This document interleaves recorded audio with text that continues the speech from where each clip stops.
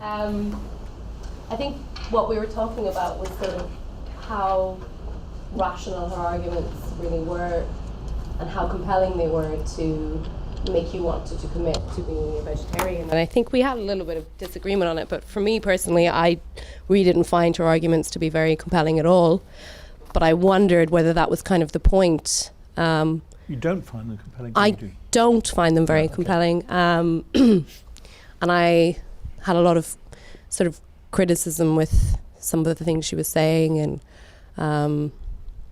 it just didn't make me want to be a vegetarian, really. It made me think a lot, but it wasn't compelling for me. But I wondered then, and I think we kind of agree that, was that sort of the point being that her reasoning behind being a vegetarian was a much more almost irrational, intuitive kind of feeling that she had, an emotional reaction, as opposed to a rational argumentation that she sort of came up with through, I don't know, deductive reasoning or some kind of rational technique. And I know we were only supposed to talk about the first section, but I think the last sort of sections really show that it was more of for me anyway, it was more of an intuitive response to something that she didn't quite understand, in a sense. She didn't quite understand why she felt this way. And for that reason, her argumentation for me wasn't very compelling, I guess you could say. I don't know what everyone else thought. Would anybody like to follow up on that? Because we can just pass the microphone. Yeah. I'm not sure if Elizabeth's sole purpose was to convince people not to be vegetarians. I think at some point someone asks very strongly, so what's the purpose of your lecture? Can you clarify? Can you summarize? And I think she refuses to do so. So I think what she's trying to do is to invite us think, feel, and imagine. So definitely within that is think about being a vegetarian, but my feeling from the reading is that it goes beyond that.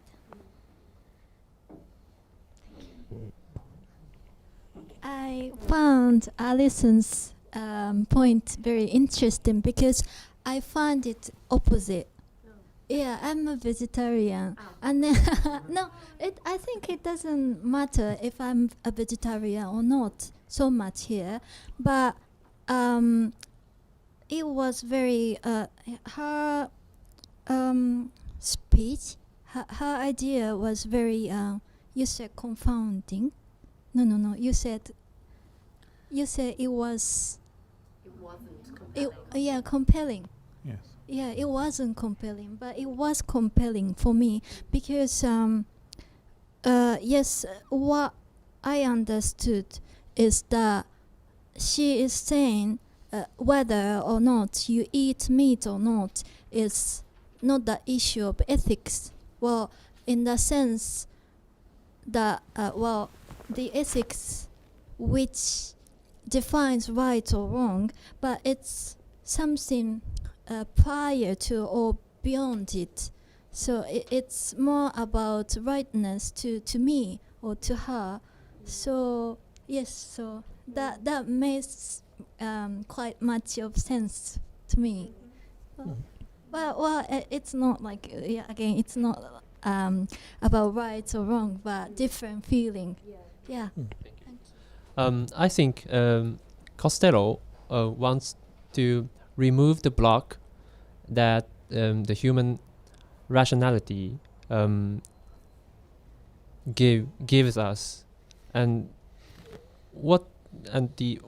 she is not intending any kind of result, and I think he sees the problem is the rationality, the rationality of human somehow blocks our feeling, our empathy to other living beings, and he wanted to remove it. That's the only thing she wants to do. That's all. In our table, we discussed. Actually, we started from the question, "What is it like to be a bat?" And we discussed a lot about what you've been suggesting about the so-called rationality of the human, and to what degree that rationality can understand what it's like to be a bat. And then we engaged in a long dialogue about the separation or the tension between mind and body. And then we also had other words coming up like wholeness or consciousness. And then we thought that the whole question and the whole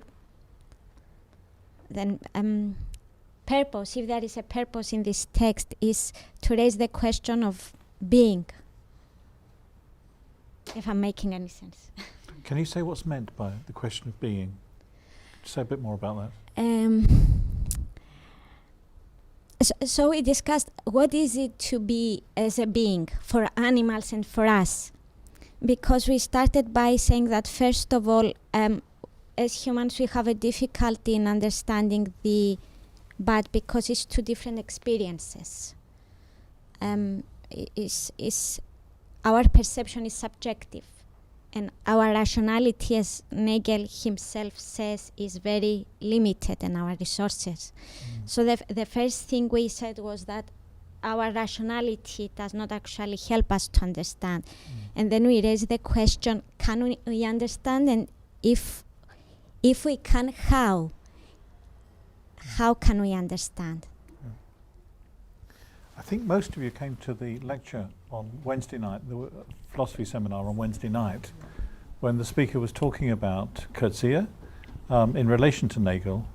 And one of the things that she said was that Coetzee goes beyond Nagel with this notion of fullness of being. So it's not a matter of rules or principles, it's a matter of having a sense of the fullness of someone's life or of an animal's life. And so sometimes, don't we know people, and perhaps sometimes in ourselves, we treat others according to certain rules, but we don't really enter into their consciousness, their way of thinking. We don't imaginatively think of how they're experiencing things. And sometimes we can be cruel or unkind like that. So it's very, very relevant to that, I think, what you said. I mean, just on that, and I had this thought as well during the Wednesday seminar, and this whole idea of what it's like to be a bat. And, for me, that's something that's fundamentally unknowable, and any approximation I make to trying to understand what it's like to be a bat will be a human projection. It'll be a subjective understanding of something else. So it will have my personhood in that. And I think when we try to understand other people, it's through our own sort of subjective lenses that we do so. And I think that doesn't necessarily mean that we know what it's like to be that other person, or that we know what it's like to be a bat. It's that we are projecting ourselves into something else, and that's not the same as actually knowing what it's like to be something else. And I wonder if that's ever really possible. And I think for me, that's why I found her arguments not very convincing. I don't know. What about men? Do you have difficulty with men? Sorry. Do I have difficulty with men? No. Yeah, I cannot imagine what it's like to be a man. No, I can't. I can't even imagine what it's like to be a woman. Another woman. Another woman, or yes. I don't see myself. Still see myself as a teenager. So. So do we. But I don't know.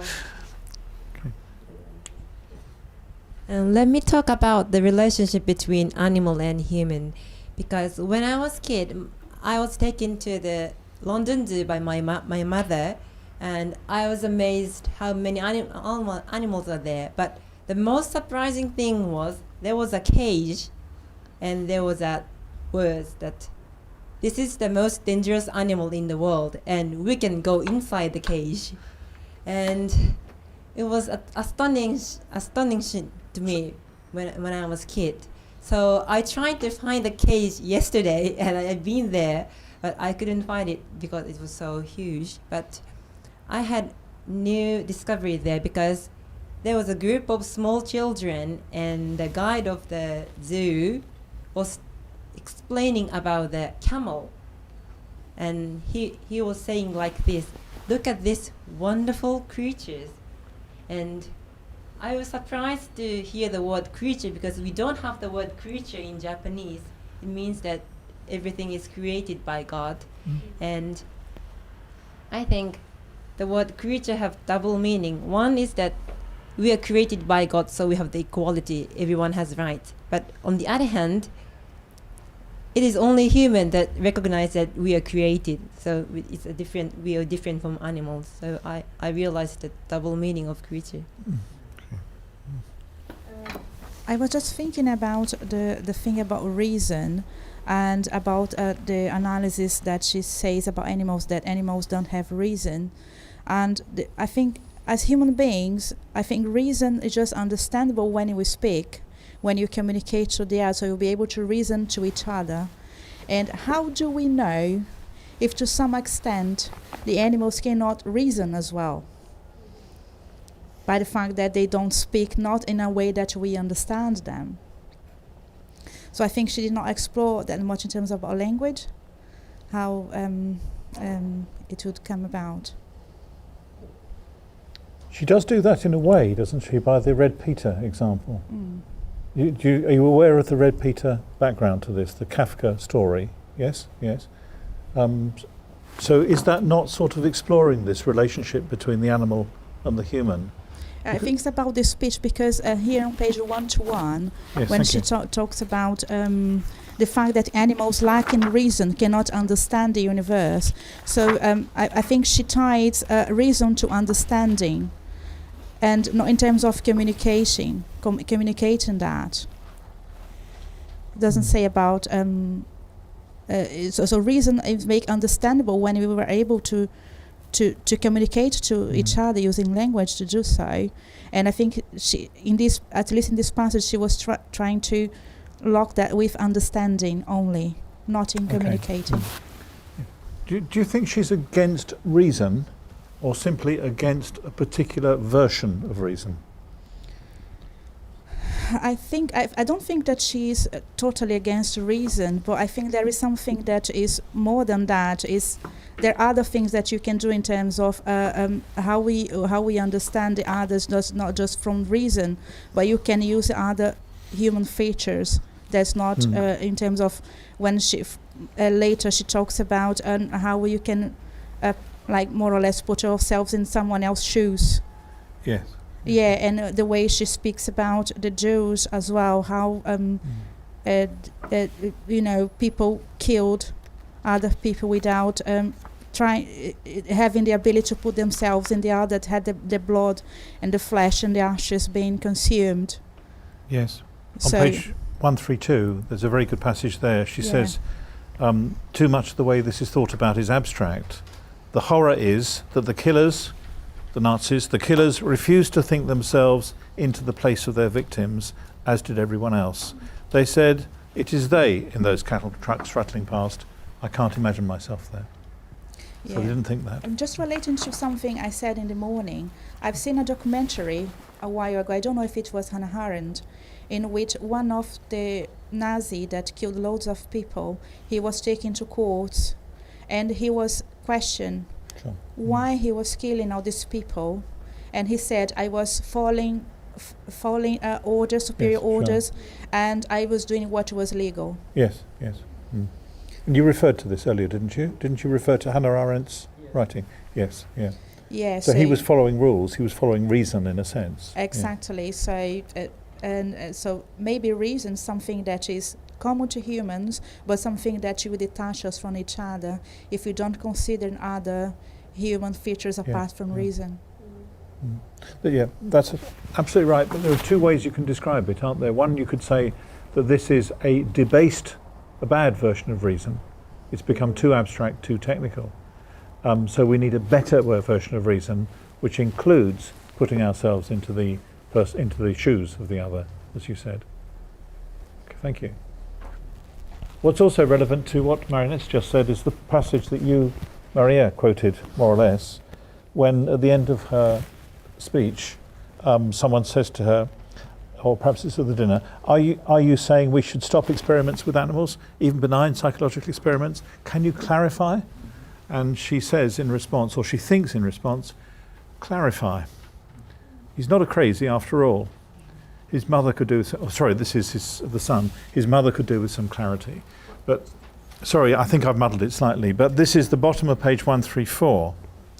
And the point is that there's a certain kind of reason that always asks for clarity. And that's like saying, put it into this box or into this box. Separate out things clearly.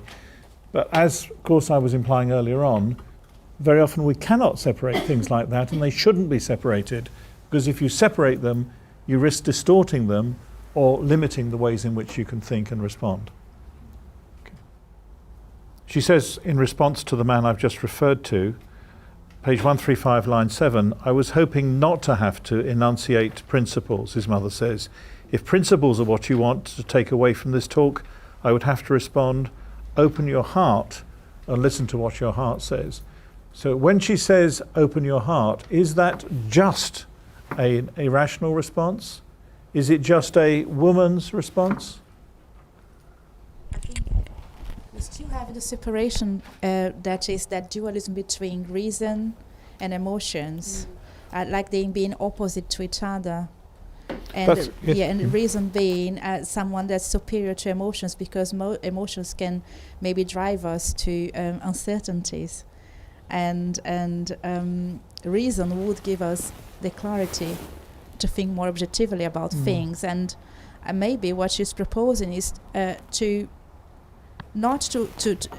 stop this kind of dualism and put these two things to interact together, not having one overpowering the other, yes, but sure. this as a complementary instead of opposing each other.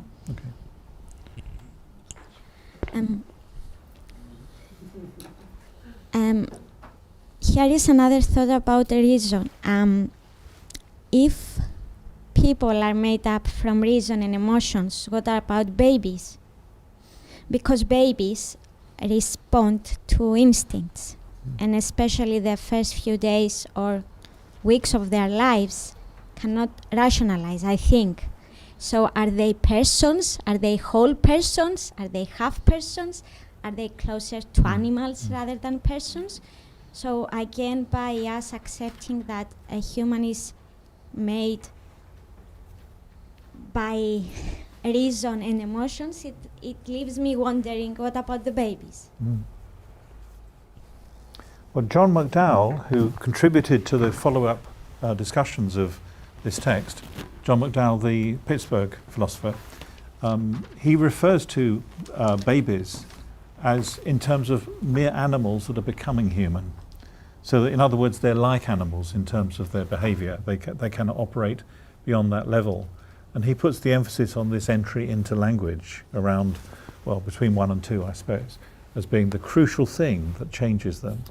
Now, of course, he doesn't mean that we therefore can treat babies like we treat other animals, but because the baby is becoming a human. But in terms of its capacities at that time, he sees them as animals. But others have disagreed with that. And actually there's a discussion that will be in the Journal of Philosophy of Education in February, that follows this up exactly, with a man called Sebastian Rödel contributing. He disagrees with McDowell. But I'm sorry, that's a digression maybe. Does anybody want to say more in response to Maria? So Maria's question is, what is it that constitutes the human? Because a biologist will tell you it's a particular kind of physique and so on. But the biologist's account is only good enough for biology. Clearly by human being we mean, no, it's good enough for biology and medicine in various ways. I'm not being negative about biology, but it's a mistake to think that the biological account is the fundamental one. Biology is good, but it's an abstraction from our experience, as other sciences are. To understand the human, we need something more rounded. And it's a profound question. It's Hamlet's question. Hamlet in the play says, what a piece of work is man? In other words, what is it to be a human being? What is a human being? In some ways like a god, in some ways like an animal. This strange intermediate state. What is human life? And that's very close to what you're talking about. What constitutes the human being? A soul. So living energy? Living entity. Living energy. Energy? Energy, Yeah. yes. And I think value, I found the literature, it's saying energy. Energy, Yeah. okay. All right. Can I respond to Maria? Mm. Okay, and I don't think babies are animals because I gave birth to babies for 3 times and I raised them for years. So when they're just born, but when they're sleeping, they smiles. And the psychologists say that they smile automatically, but we read their expression that, oh, they're showing love towards us, to the parents, so we give back them our love. So some kind of emotion is already embedded in our body program or something like that. This is the standpoint from biology, but I felt that babies are not animals. But you're not just speaking for biology there, because biology would talk about physical responses, but to say emotion already takes us into another territory, like we were talking about earlier on today. So it involves certain beliefs about them, that they're to be cherished and cared for and loved. Yeah, sure. Yes. It got closer to the argument of Nussbaum. Yes, okay. So would somebody like to talk about universality? I guess this relates to the nature of reason, doesn't it? Whether reason is abstract and universal. It comes from a French philosopher Levinas, and he says in the reason of universality there is no singularity, and we have the reason because we give up the singularity. That's what he says in his book Totality and Infinity. I think that's a quite good sentence to understand this such sort of rationality, because in some circumstance this universality makes human to become an agent of some sort of force or some and Abstract principle? yes, Yes. abstract Yes, principle, okay. and you are not anymore individual or anymore so Can I interrupt you there? Because you use the word singularity, which is not a very common word. And sometimes it's contrasted with individuals. So John Rawls's philosophy is about generating abstract rules in order to make better lives for individuals. So we can do all of this in the third person. We can talk about what ought to be the case for human beings in general. But the idea of singularity is that you stop thinking in the first person, not to think selfishly, but to think of the weight of responsibility that comes to you. And I said some of this on Wednesday, for those of you who were there. But so if you do something wrong, then of course many people do something wrong. So you just check what you've done against what all those others are, and you get a fair judgment of it. But in reality, it's not like that, is it? Because if you've done something bad in your life, you feel that remorse, that regret about what you've done. And if someone else is feeling that, well, you think it's their problem, it's not you. But when you've done something wrong, even if your friends comfort you and reassure you, you still feel this weight of responsibility. So no one else has done exactly this thing that you do. You are singularized in that responsibility. You are the one who did it, at least on this occasion, and you can't undo it. So that's what being singularized means. Being called out as you are, but you can't pass this on to someone else. But carry on with what you're saying, please. Oh, well, I think it's but it went into Japanese thought as well. Perhaps that's Jeremy. Do you want to elaborate on that? Sure. With the microphone, perhaps. Yeah, our group just started discussing this question of rationality and what it is, and Shusan started with the point that that all human beings have rationality, and so I asked the question: do all systems of rationality demand universality? Another way to put that would be: do forms of rationality always require a universal, a kind of essential point to stabilize the whole system? Or is it possible to have a non-essential center to a system of rationality?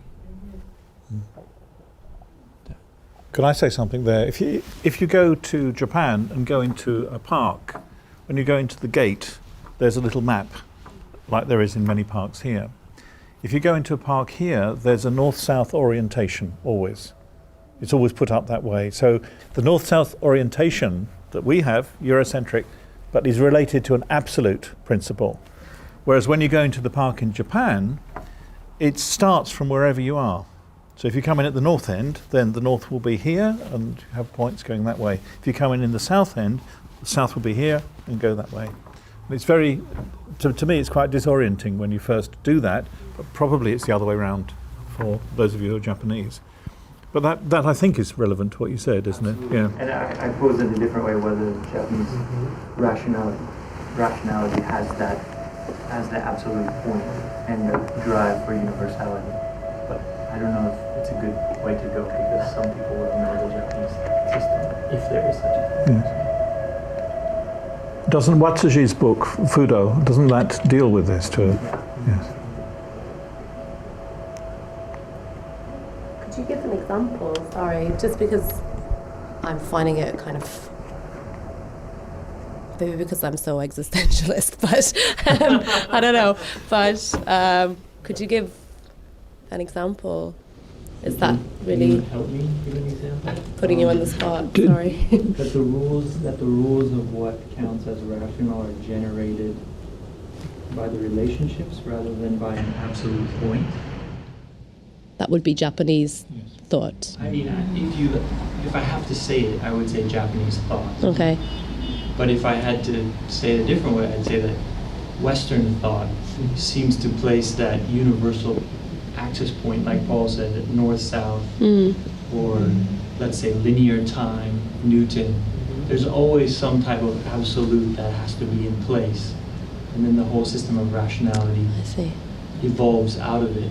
Okay. But because of that system of rationality demands, it drives towards universality. But I wonder if we can imagine here in London a system that doesn't require the absolute. To what Jeremy has said, I think the point is not, in the idea of universality, probably where the goal is quite important, but in, let's say Japanese context, probably, sorry, what was your question? Your question was, what I wanted to say was, like, I think Paul has mentioned, or Jeremy also has, the logos, it is, how to say, one definition of logos in Japanese is do, the process, the way. Is that you who mentioned Paul? Sure. So maybe the emphasis is on the side. The process. So whether or not where the end is located is not so much important, probably. Not so much the issue.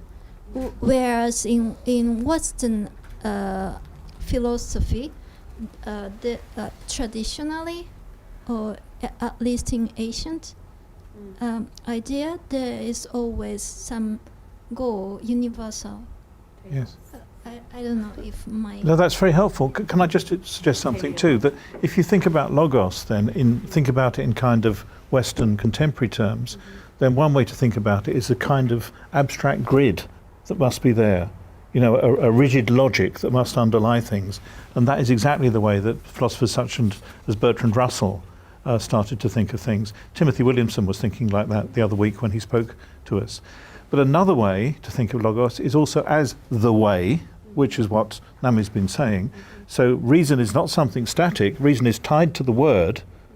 The two go together, don't they? Reason and word in logos. And that's moving, that's dynamic. And I think it also relates to the thing I showed you before, the picture of the Van Gogh, where things are moving, they're not static. Does anybody else want to say anything before we pause for a coffee break? Is that all right? So we'll leave this one here, and by tomorrow I'd like you to think about Norma and think about her name, please. Okay, I'd like to talk about Norma a little bit and about her name. And while you're about it, you can also think of the name of the town where this university is. I don't know if you remember what it is, but you just have a look. I don't mean Waltham, you can think about that, but there's another name there as well. Do you remember?